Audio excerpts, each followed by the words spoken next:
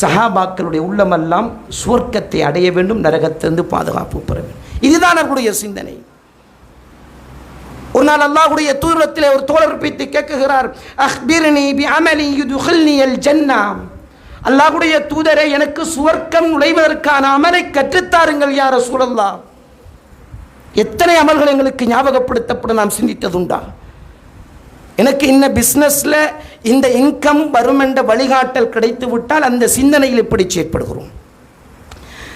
பொருளாதாரத்தை தேட வேண்டாம் என்று இஸ்லாம் சொல்லவில்லை. ஆர்வம் ஊட்டுகிறது. சுப்ஹான் அல்லாஹ். குர்ஆனையும் ஹதீஸையும் பார்க்குகிறவை நம்மால் கண்டுகொள்ள முடியும். ஆனால் பிழை என்னவென்றால் சிந்தனையை மாறி இந்த உலகத்திலே நாம் பயணம் செய்து கொண்டிருக்கிறோம். ரசூலுல்லாஹ்விடத்திலே சஹாபாக்கள் பேத்து கேட்கிறார்கள், அல்லாஹ்வுடைய தூதரே, சுவர்க்கம் செல்வதற்கான அமலை கற்றுத்தாருங்கள். ஒரு முறை ஒரு தோழர் அல்லாஹ்வுடைய தூதர் ஸல்லல்லாஹு அலைஹி வஸல்லம் பணிவிடை செய்து கொண்டு அவருடைய வீட்டிலேயே தங்கிவிடுகிறார். அவருடைய வீட்டிலே ரபியா இப்னு கஅப் அல் அஸ்லமி என்ற தோழர் தங்கிவிடுகிறார். அல்லாஹ்வுடைய தூதர் அந்த நபரிடத்திலே கேட்குகிறார், பாருங்க, இந்த சஹாபாக்கள உணர்வுகள் அந்த ரப்பின் மீது உண்மையான நம்பிக்கை வைத்து, சுவர்க்கத்தின் மீது உண்மையான ஆசை வைத்து, நரகத்தின் மீது அச்சமுற்று இந்த உலகத்தை எப்படி புரிந்து கொண்டு மறுமைக்காக வாழ்ந்திருக்கிறார்கள், எப்படி சிந்தித்திருக்கிறார்கள். அல்லாஹ்வுடைய தூதர் ரபியா இப்னு கஅப் அல் அஸ்லமி இடத்தில் கேட்குகிறார்கள், ரலியல்லாஹு அன்ஹு, உனக்கு என்ன வேண்டும் கேளுங்கள். அல்லாஹ்வுடைய தூதரிடத்தில் கேட்டால் எனக்கு கிடைக்கும் என்று சஹாபாக்களுக்கு தெரியும்.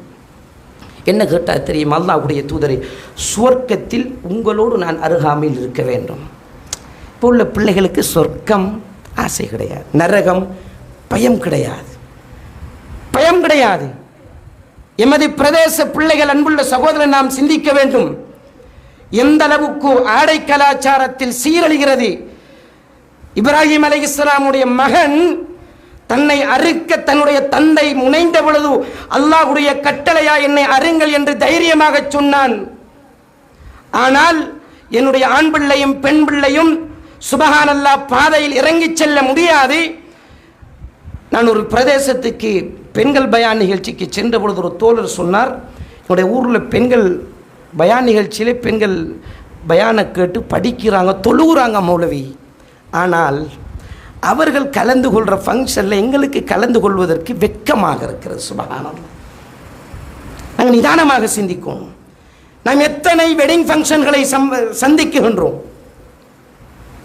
மறுமைக்காக என்னுடைய பிள்ளையை வளர்க்க வேண்டும். எக்ஸாம்பிளுக்கு ஆடையை சொல்லுகிறேன். ஆடையை பற்றி இஸ்லாம் எப்படி சொல்லுகிறதோ அந்த எப்படி இதை செய்தால் நரகம், இவள் நரகவாதி, இவள் சொர்க்கத்தின் வாடையை நுகரமாட்டாள் என்று சொல்லப்பட்டதோ அதே அடிப்படையில் உடுத்தி வருகிறாள் மௌலவி. இவர்களுக்கு அருகாமையில் சென்றால் மெய் செலுக்கிறது மௌலவி, இவர்களுக்கு இதை சொல்லுங்கள். ஆனால் அப்படிப்பட்ட முறையில் தான் நான் ஆடை வாங்கி கொடுக்கிறேன். அன்புள்ள சகோதரர், நாம் நிதானமாக சிந்திக்க வேண்டிய விஷயங்கள். நாங்கள் இயலுமான அளவுக்கு ஒவ்வொரு விஷயத்திலேயும் அல்லாஹ்வுக்காக தியாக உணர்வோடு மறுமைக்காக வாழுகின்ற முயற்சி இருக்க வேண்டும். அந்த தோழர் அல்லாஹ்வுடைய தூதரிடத்தை சொல்லுகிறார், அல்லாஹ்வுடைய தூதரே, சுவர்க்கத்தில் உங்கள் அருகாமையில் இருப்பதற்கு நான் ஆசைப்படுகிறேன். சுவர்க்கம், எங்களோட பிள்ளைகளுக்கு சுவர்க்கம் கான்செப்டே கிடையாது. எனவே தான் இந்த உலகத்தில் நாம் படைக்கப்பட்டது அல்லாஹ்வுக்காக அடிமைத்தனத்தை காட்ட வேண்டும். நான் தான் பள்ளிக்கு வார அந்த குடும்பத் தலைவர்கள் மாத்திரம் அல்ல. என்ற பிள்ளை, ஆண் பிள்ளை, பெண் பிள்ளை, வீட்டில் இருக்கிற மனைவி இயலுமான அளவுக்கு குர்ஆனும் ஹதீஸும் எதை சொல்லுகிறதோ, எதை தடுக்குகிறதோ அதன் பிரகாரம் வாழ்வதற்கு முனைய வேண்டும். நான் அப்படிப்பட்ட ஒரு தியாக திருநாளை நான் அண்மித்து கொண்டிருக்கிறேன்.